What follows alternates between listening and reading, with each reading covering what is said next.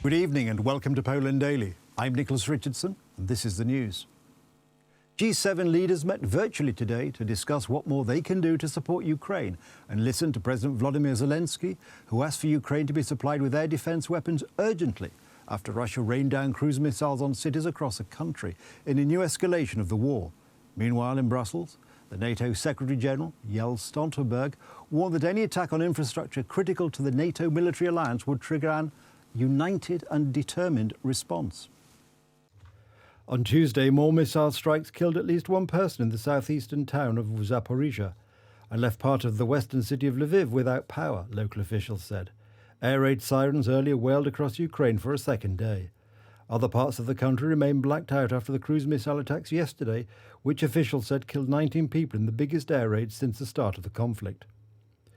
Russian President Vladimir Putin, under domestic pressure to ramp up the 7-month-old war, as his forces have lost ground since early September, said he ordered the strikes as revenge for an explosion that damaged Russia's bridge to annexed Crimea.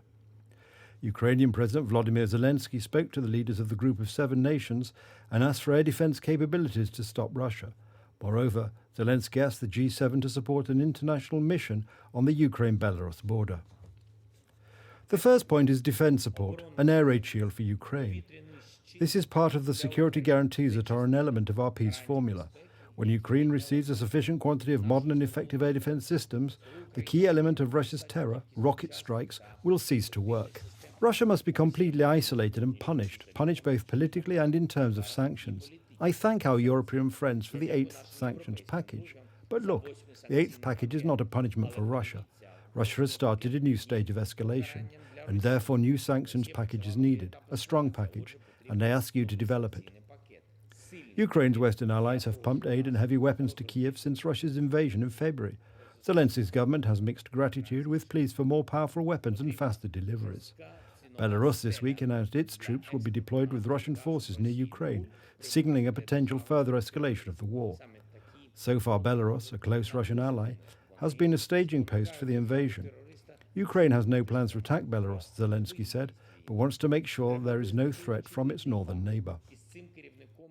All of us in the world should realise talks can be either with another leader of Russia who will comply with the United Nations Charter, the basic principles of humanity and territorial integrity of Ukraine, or in a different configuration, so that the key terrorist does not have the opportunity to influence key decisions through terror.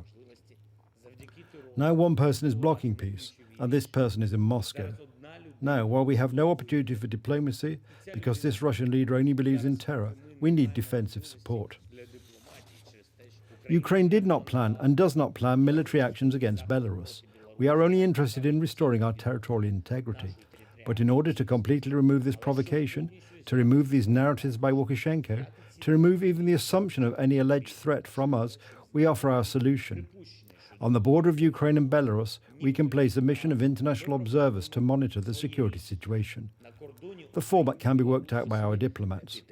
And I ask you, on the level of the Group of 7, to support this initiative of ours.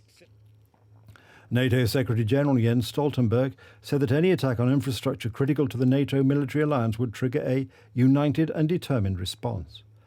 Stoltenberg gave assurances that NATO allies were increasing security around key installations after attacks on gas pipelines running under the Baltic Sea. It is still unclear who was behind the blowing up of the pipelines. President Putin's veiled nuclear threats are dangerous and irresponsible. Russia knows that the nuclear war cannot be won and must never be fought. We are closely monitoring Russia's nuclear forces. We have not seen any changes in Russia's posture, but we remain vigilant. Ukraine has the momentum and continues to make significant gains, while Russia is increasingly resorting to horrific and indiscriminate attacks on civilians and critical infrastructure. And we need to ramp up production of ammunition and weapons to both ensure the deterrence on defense of our own allies, NATO allies, but also to have enough to continue for the long haul to provide support to Ukraine. But just to prevent any misunderstanding, this work doesn't start now. It has been going on for some time, but of course the longer the war in Ukraine continues, this work on with the industry becomes more and more important. Stoltenberg also said that Kiev had momentum in the war with Russia, and he accused Moscow of resorting to horrific and indiscriminate... So I'll do that paragraph again. Stoltenberg also said that Kiev had momentum in the war with Russia, and he accused Moscow of resorting to horrific and indiscriminate attacks against Ukraine.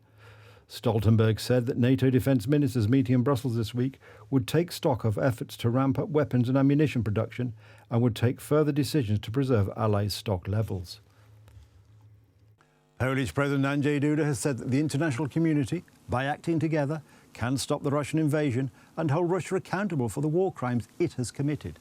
Speaking at the summit of the Visegrad Group countries, that's Poland, the Czech Republic, Hungary and Slovakia, in Bratislava, Duda said that Russian domination cannot spread again in our part of Europe.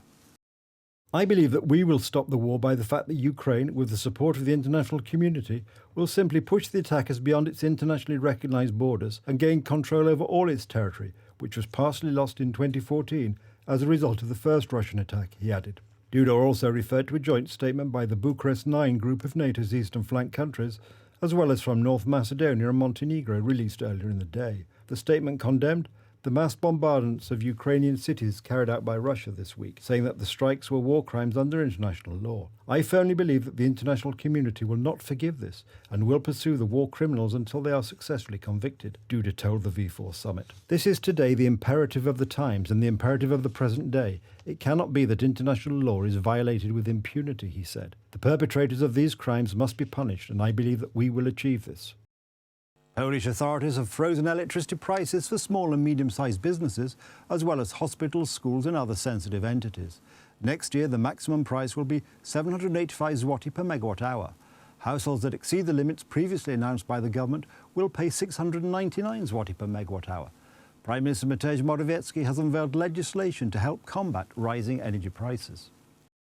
The government has introduced price caps on electricity bills for SMEs, social institutions and households in an effort to protect them from soaring energy costs. From the 1st of December until the end of 2023, the maximum electricity tariff for SMEs and institutions such as orphanages, schools and hospitals will be set at 785 zloty per megawatt hour, the government announced on Tuesday. The maximum above-limit electricity tariff for households during the same period will be 693 zloty per megawatt hour, the government said. The measures, under which power operators will be barred from charging above the cap, are to help users cope with escalating energy costs. In September, the government passed a law freezing electricity prices for usage up to 2 megawatt hours annually for households, 2.6 megawatt for households with handicapped persons, and 3 megawatts for large families and farmers. Speaking at the press conference, Prime Minister Mateusz Morawiecki said that his government wants to bring inflation down as quickly as possible. Inflation last month hit 17.2%, a 25-year high, as the country suffers from supply chain disruption caused by the pandemic and surging energy prices owing to the war in Ukraine. Our aim is to bring prices down and anchor inflation expectations, to put inflation into a falling pattern in a few months. We want this to happen as soon as possible, Morawiecki said. The Polish Prime Minister called on the European Union to modify its energy price regulation framework for small and medium-sized companies in the face of the continuing energy crisis. We must advocate in the European Union for a change to their mechanisms of calculating prices. For example, to stop using certain regulations for small and medium-sized enterprises in order to broaden the reach of our SME tariff as much as possible, the Prime Minister said. Morawiecki added that he would like the European Union to allow for some measures that we're financing ourselves anyway. According to the British GCHQ spy agency, after more than 7 months of war, Russian forces in Ukraine are exhausted and running short of munitions. Russia has sustained staggering losses in terms of equipment and personnel since Russia launched its military campaign in the Ukraine, Jeremy Fleming, director of GCHQ spy agency, said. The use of prisoners as reinforcements, and now the mobilisation of tens of thousands of inexperienced conscripts, speaks of a really desperate situation, Fleming said in the annual security lecture at the Royal United Services Institute think tank. Fleming also said that the Russian people were beginning to understand the desperate situation Moscow is in over the conflict. They're seeing just how badly Putin has misjudged the situation. Having failed in 2 major military strategies already, Putin's plan has hit the courageous reality of Ukrainian defense. With little effective internal challenge, Putin's decision-making has proved flawed. Yesterday's attacks in Kyiv and across Ukraine are another example. The costs to Russia in people and equipment are staggering. We know, and Russian military commanders know, that their supplies and munition are running out. Russia's forces are exhausted. The use of prisoners as reinforcements and now the mobilization of tens of thousands of inexperienced conscripts speaks of a really desperate situation. And the Russian people have started to understand all of that too. They're seeing just how badly Putin has misjudged the situation. They're feeling the draft. They're fleeing the draft, realizing they can no longer travel. They know their access to modern technologies and external influences will be drastically restricted. And they're feeling the extent of the dreadful human cost of his war of choice. That's the news. Thank you for watching. Stay with us for the weather, Poland Daily Business and more programmes. But from me, it's have a good night and a better tomorrow.